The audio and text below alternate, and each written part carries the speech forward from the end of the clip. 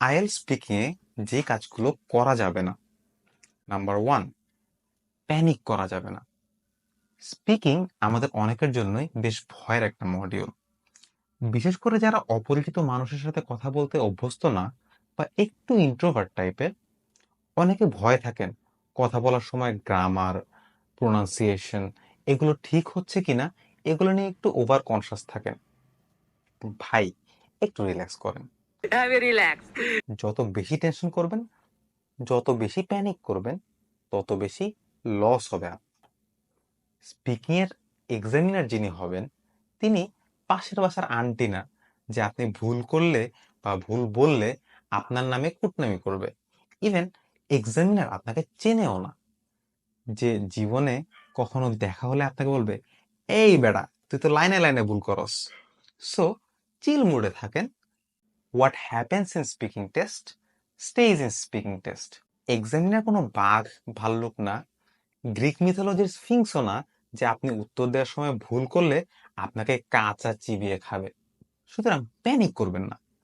মাথায় রাখবেন, আপনি যা যা বলবেন, যা সঠিক বা ভুল করবেন, কিছুই আপনাকে এক্সামের পর মাথায় নিয়ে বেড়াতে হবে না।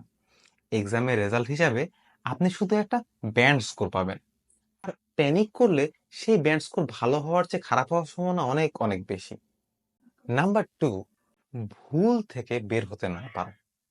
যেহেতু আমরা নেটিভ স্পিকার না, তাই আমাদের কথা বলার সময় ছোটখাটো ভুল হওয়া মোটে অস্বাভাবিক কিছু না।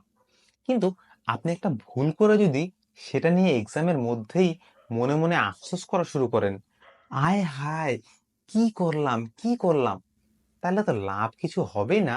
উল্টা বাকি স্পিকিং টেস্টে আপনার ফ্লুয়েন্সি গোল্লায় যাবে, আর আপনি আরো বেশি করে ভুল করতে থাকবেন। আপনি যদি কোনো ছোটখাটো গ্রামাটিক্যাল বা প্রোনাউন্সিয়েশনের ভুল করেন, সেগুলো ঠিক করতে যাওয়ারও দরকার নাই। দুইটা কারণ: এক, এতে আপনার ফ্লুয়েন্সি নষ্ট হবে। দুই, আপনার ভুল যদি এক্সামিনার খুব ভালোভাবে নোটিস নাও করেন, আপনার শুধরানোর কারণে তাকে চোখে আঙ্গুল দিয়ে দেখাবে, এই দেখেন আমি এখানে ভুল করছিলাম। নাম্বার 3, বেসিক গ্রামাটিক্যাল মিস্টেক না করা। যাদের রেগুলার ইংলিশে কথা বলার অভ্যাস নেই, তারা খেয়াল করলে দেখবেন কথা বলার সময় খুব সিম্পল জিনিস ভুল হচ্ছে অনেক বেশি। যেমন, কোন ভার্বের শেষে এস থাকবে, কোন ভার্ব কোন টেন্সে কি হবে, প্রেজেন্টের জায়গায় পাস্ট ফর্ম ইউজ করা, পাস্টের জায়গায় প্রেজেন্ট ইউজ করা, হি এর বদলে শি, শি এর বদলে হি, ডু এর বদলে ডাজ, ডাজ এর বদলে ডু, হ্যাভ এর জায়গায় হ্যাজ, এভাবে is, are, was, were, do, did, have, had, এসব ভুল খুবই কমন ভাবে দেখা যায়। এগুলো দূর করতে প্র্যাকটিসের কোনো বিকল্প নেই। কিন্তু যদি এই ভুলগুলো দূর করতে পারেন, আপনার গ্রামাটিক্যাল অ্যাকুরেসিতে যেমন নাম্বার বাড়বে, সাথে সাথে আপনার কনফিডেন্স বুস্টের কারণে ফ্লুয়েন্সিও ভালো হবে। নাম্বার 4, এক ওয়ার্ড বা ফ্রেজ বারবার ব্যবহার করা। A good speaker or writer doesn't repeat the same word or phrase again and again. আপনি যদি একই শব্দ বা ফ্রেজ বারবার ব্যবহার করেন, তাহলে স্বাভাবিকভাবেই আপনার লেক্সিক্যাল রিসোর্সের নাম্বার কমে যাবে। নাম্বার 5, উত্তর মুখস্থ করে যাওয়া। আপনি একটা লিস্ট করলেন কিউ কার্ডের, সেখানে 100 কিউ কার্ড আছে। আপনি সেগুলোর উত্তর লিখে ঠাড়া মুখস্থ করে এক্সাম হলে গিয়ে গড় গড় করে বলে দিয়ে আসলেন। কিন্তু রেজাল্টের দিন দেখলেন আপনার স্পিকিং এ আশানুরূপ রেজাল্ট আসেনি। তখন কি ভাগ্যকে দোষ দিবেন নাকি এক্সামিনারকে?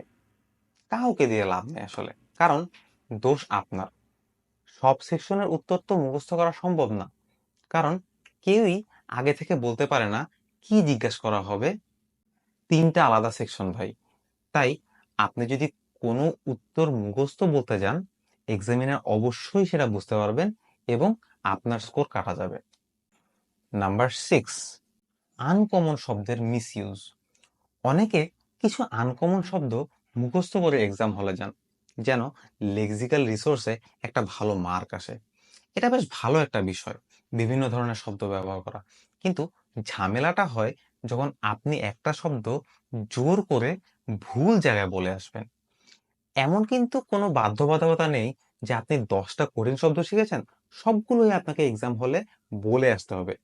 জোর করে কিলিয়ে কাঁঠাল পাকানোর চিন্তা বাদ দিয়ে ওই 10টা শব্দের মধ্যে যদি আপনি 5টা শব্দ ঠিকভাবে ব্যবহার করে আসেন, তাতেই বরং আপনার লাভ। কি বোঝা গেল বিষয়টা?